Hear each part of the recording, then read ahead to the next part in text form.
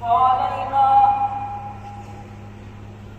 أن نحفظ القرآن الكريم في قلوب الأطفال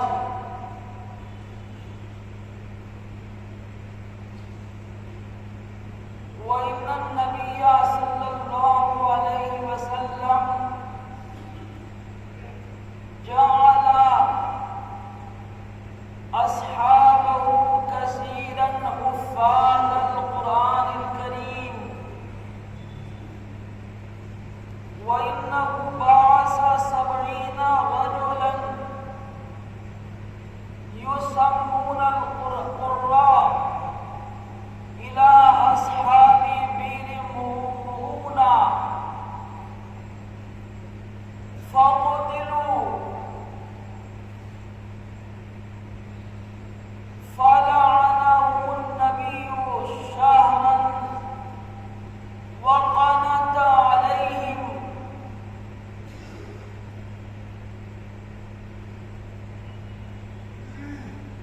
فعلينا أن نحترق ألا نحترق القرآن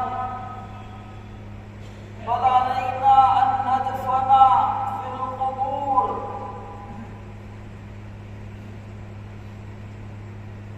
هذا أحسن طريق لإحياء القرآن الكريم.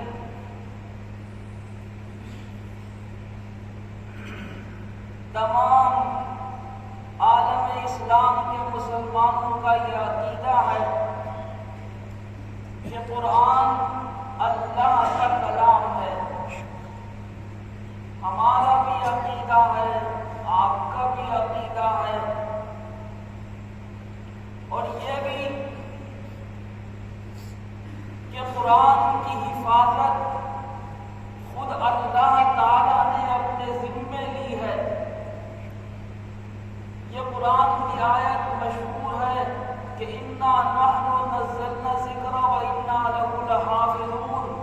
قرآن کو ہم نے نازل کیا اور ہم ہی قرآن کی حفاظت فرمائیں گے.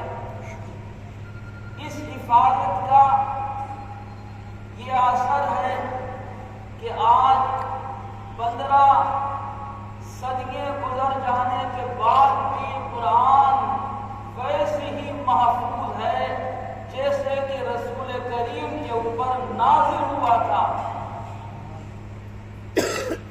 قرآن کی اس حفاظت سے کہ ہمارے بچوں کے سینوں میں قرآن محفوظ ہے.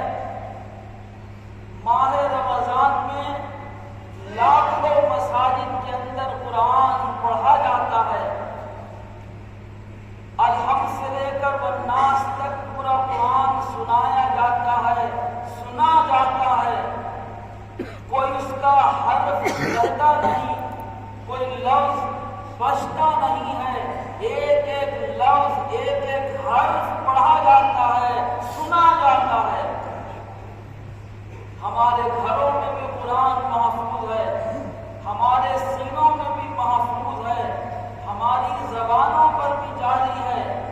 ماہ رمضان میں بھی پڑھا جاتا ہے. ہر نماز میں قرآن کی تلاوت کی جاتی ہے.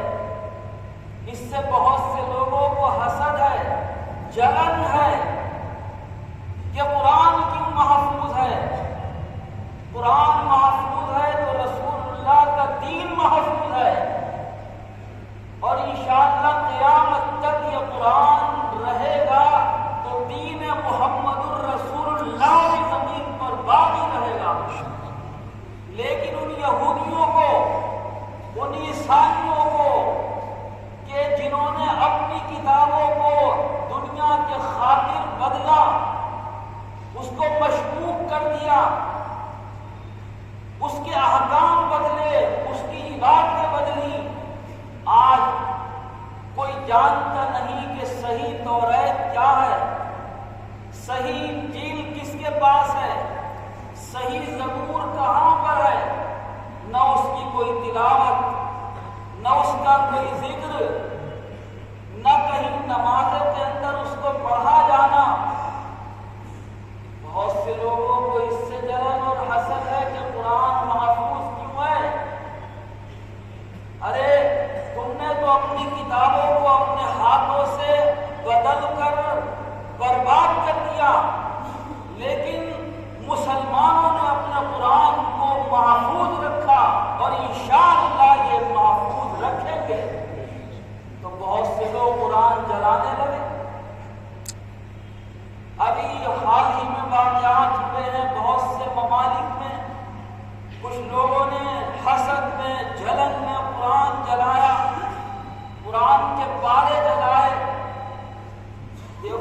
مسلمانوں قرآن کبھی جلانا مت۔ آپ کے گھر میں قرآن ہے، کوئی سپارہ ہے بوسیدہ ہو گیا، پڑھنے کے قابل نہیں رہا تو اس کو کبھی جلانا مت۔ اسلام میں جلانا پسند نہیں ہے، ورنہ مرنے کے بعد مردوں کو بھی جلایا جاتا۔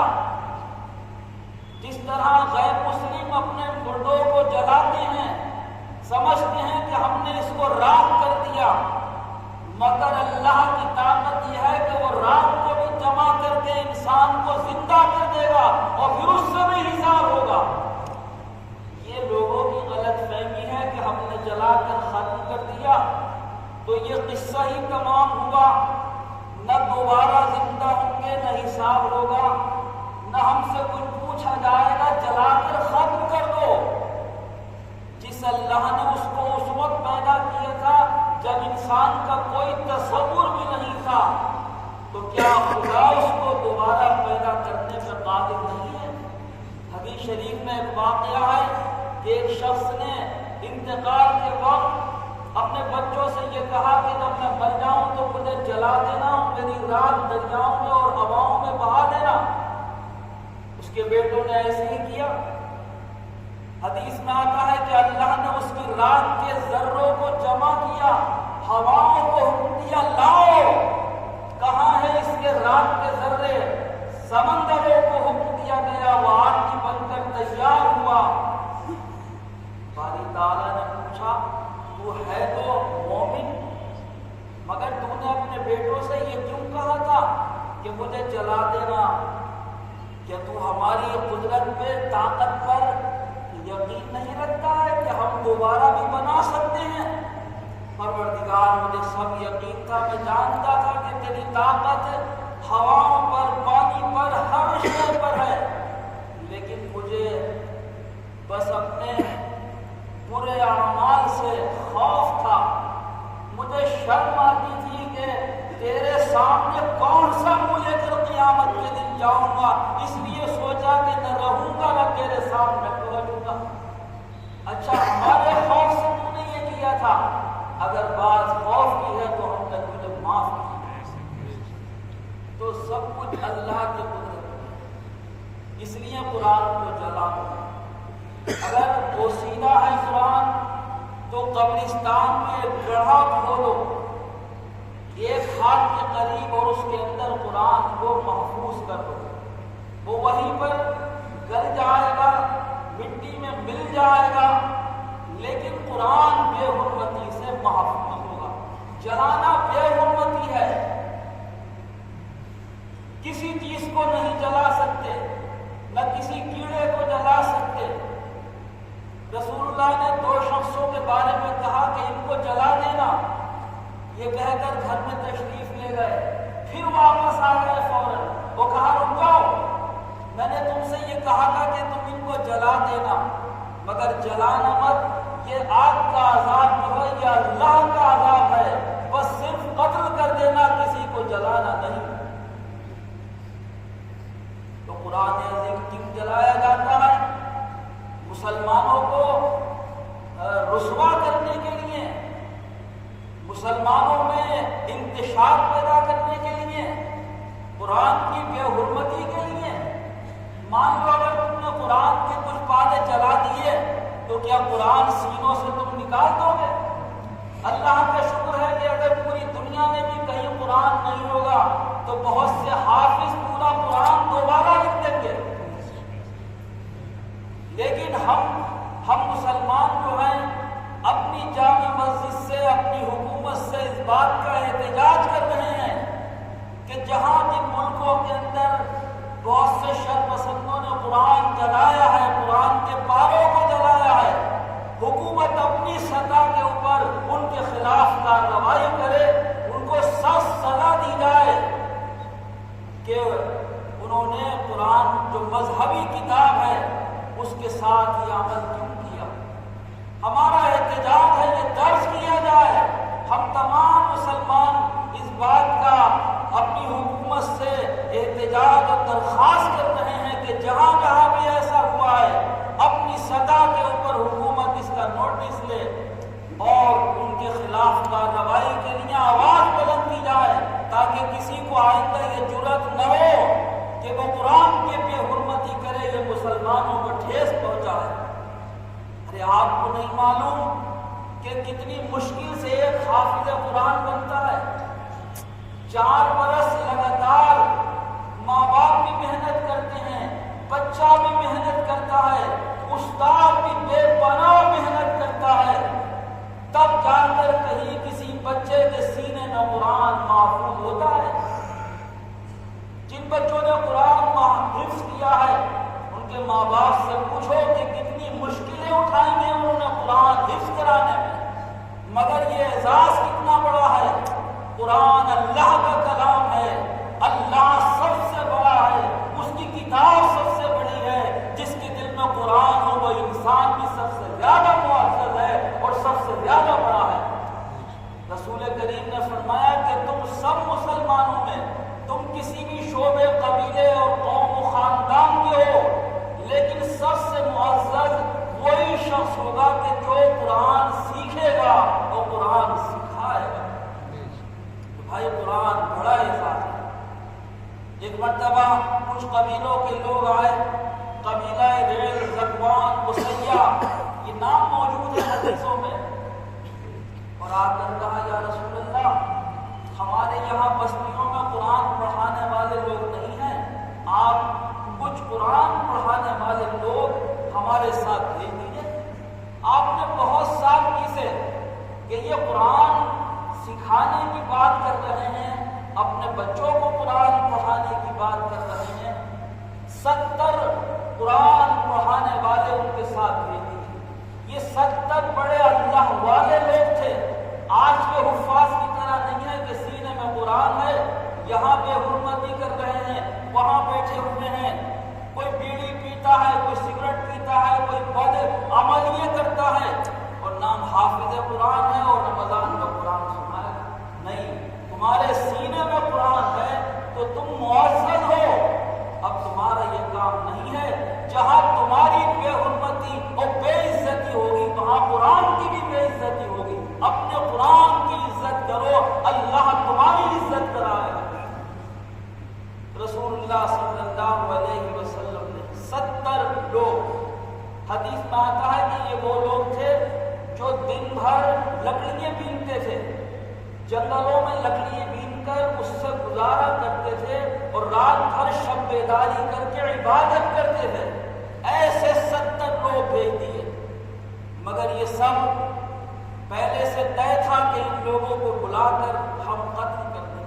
نہتے کمزور اللہ کے نیک بندے جیسے ہی وہاں پہنچے تو لوگ ہاتھ میں بیٹھے ہوئے تھے، فوراً ان کے اوپر حملہ کر دیا اور 69 لوگوں کو قتل کر دیا۔ 69 قاری شہید ہوئے۔ جب یہ خبر رسول اللہ کو پہنچی تو تاریخ میں نہیں ملتا کہ کبھی آپ کا اتنا دل دکھا ہو جتنا اس دن دکھا تھا جس دن 70 لوگ جو تھے رسول اللہ کے قرآن پڑھانے والے شہید ہوئے۔ 1 مہینے تک فجر کی نماز میں آپ نے ان قبیلوں کے لیے بددعائیں کی، نام لے لے کر اے مولا تو ان کے اوپر لعنت برسا، جنہوں نے میرے حافظوں کو، میرے قاریوں کو شہید کیا ہے، تو ان کو برباد کر، ان کو نحس نابود کر۔ برباد ہوئے وہ قبیلے، تباہیاں آئیں ان کے اوپر۔ کیا بات کہ قرآن بڑی اہم چیز ہے، آسان نہیں ہے حافظ بننا، قاری بننا، قرآن پڑھانا۔ آج بہت سے لوگ اعتراض کر دیتے ہیں حافظوں پہ، قاریوں پہ، لیکن آپ جانتے ہیں کہ یہ ہم لوگوں میں کتنے کم پیسوں پہ گزارا کرتے ہیں۔ سب سے زیادہ قناعت ان لوگوں میں ملے گی جو چند پیسوں پہ گزارا کر کے قرآن دن بھر پڑھاتے ہیں۔ آپ نہیں کر سکتے یہ کام۔ وہ کام وہ کر رہے ہیں کہ جو اسلام کی بنیاد ہے۔ اعتراض کرنے والے اپنے گریبانوں میں پہلے جھانک کر دیکھیں کہ ان کی زندگی کیا ہے اور وہ کتنی بڑی خدمت کر رہے ہیں۔ آج اگر یہ لوگ قرآن نہیں پڑھاتے تو بظاہر قرآن محفوظ نہیں ہوتا۔ اللہ تعالی ہمیں توفیق دے کہ ہم بھی قرآن پڑھیں، پڑھائیں۔ یہ سب واقعات زندگی میں ہوتے رہتے ہیں، آج نہیں پہلے بھی ہوئے ہیں، مگر ہماری شریعت، ہمارا قرآن، ہمارا اسلام کبھی غیروں سے شکوہ نہیں کرتا، اپنوں سے کہتا ہے کہ تم حفاظت کرو۔ جب تم حفاظت کرو گے مسجدوں کی تو کوئی مسجد کبھی شہید نہیں ہوگی، جب تم حفاظت کرو گے تو قرآن کبھی ضائع نہیں ہوگا، جب تم نمازیں پڑھو گے تو مسجدیں آباد رہیں گی۔ ہم عمل سے اپنے دین کو اور اسلام کو زندہ رکھیں، یہ ذمہ داری ہماری ہے۔ دشمنوں کا کیا ہے، کل بھی انہوں نے بغاوت کی ہے اور آج بھی کر رہے ہیں، اور ایسے واقعات قیامت تک ہوں گے، مگر مسلمان اگر ڈٹا رہے گا تو انشاءاللہ دنیا میں کوئی بھی اسلام اور مسلمانوں کو نقصان نہیں پہنچائے۔ اللہ تعالیٰ مجھے بھی توفیق دے، آپ کو بھی دے کہ ہم اپنے بچوں کو قرآن پڑھائیں، خود بھی پڑھیں تاکہ قرآن زندہ رہے۔ وفقنی اللہ للسلوک علی الصراط المستقیم۔